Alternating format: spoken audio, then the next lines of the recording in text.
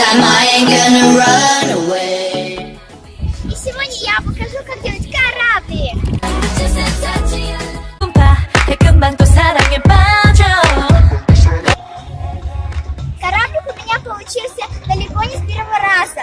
Я очень много тренировалась. Но упорными тренировками у меня все получилось. Для того, чтобы научиться делать кораблик, вам нужно научиться делать это. I crashed my car into the bridge. I watched, I let it burn.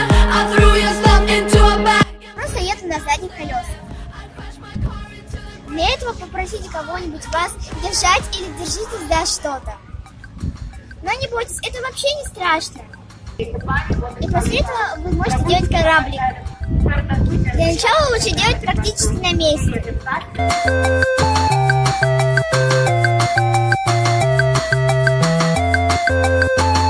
Смотрите, вы едете на одной ноге, которая стоит на задних колесах.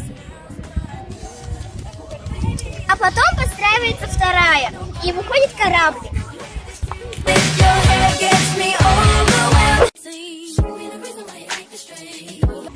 У вас может возникнуть такая проблема.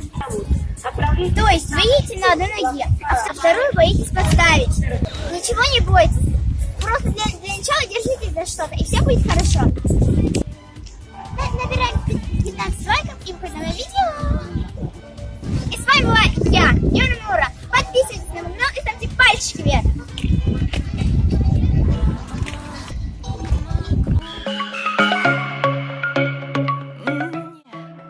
Yeah.